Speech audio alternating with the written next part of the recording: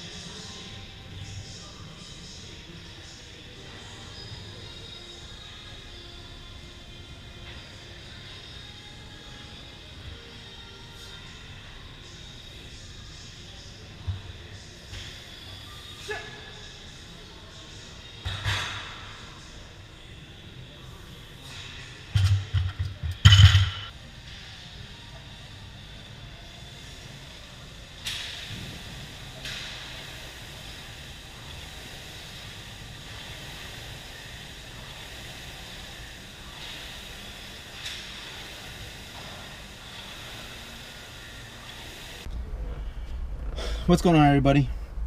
I just got out of the gym right now, and it's Saturday. It's a lovely Saturday here in Texas. But I just want to talk a little bit about the way my workout was supposed to go and the way my workout went and how that's going to happen to you in the gym sometimes. The way my workout was supposed to go was supposed to be an overhead press. That was my main movement for today. But for some reason, when I got into the gym, my body was telling me work on your bench, work on your strength, work on the accessory work that you haven't been working on. So I was like, all right, look, I'm gonna get on the bench. I've been kind of slacking on my programming and programming my own workouts because that's something I really want to build. So I was like, I'm gonna go in and I'm gonna do a 2-rep max for 4 sets, and I'm gonna try to find a good 2-rep max. And I'm struggling, but I'm gonna make it. So I get on the bench and I warm up, and you won't see warm-ups in the videos, but I warmed up and I did my thing. And then I moved on to my first try at a 2-rep max. And actually, the funny thing was this weight that I tried in the beginning was already a PR. My last 2-rep max was 235. So I was like, you know what, let me just put on 245 and let's just see how this goes. I put on 245. I hit it. I feel good.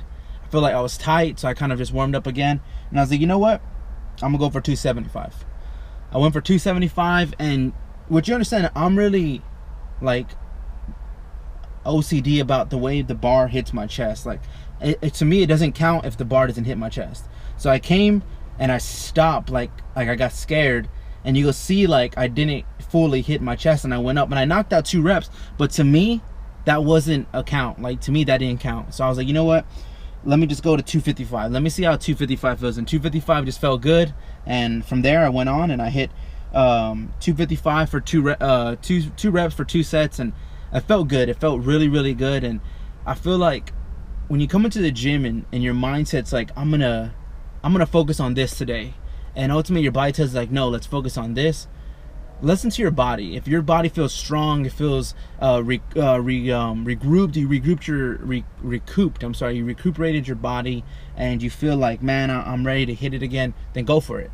But it all depends on your programming. It all depends on what you're gonna do. Like, yeah, I want to hit a overhead press today, but really I feel like I need to build my bench, and ultimately I actually want to go into a meet for powerlifting.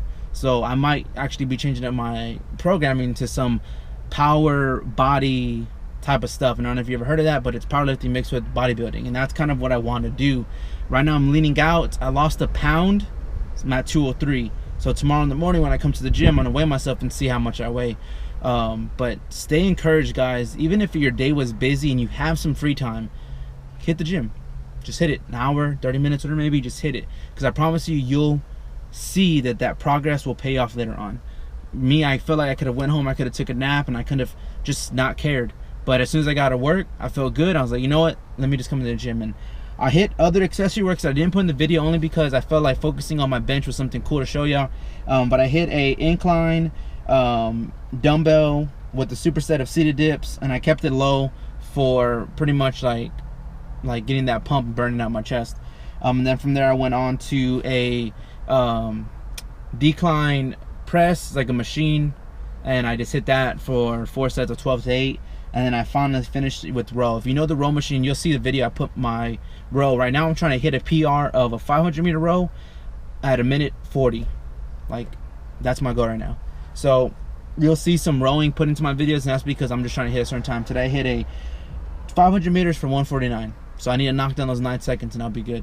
But other than that, I'm gonna roll the clip. Y'all check out the video, comment, subscribe, share, please. Whatever you want to say, go ahead and say it. But all that negative stuff, leave it out. Check out the video before this one.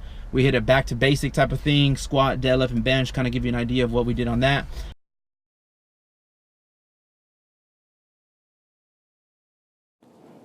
What's going on, family?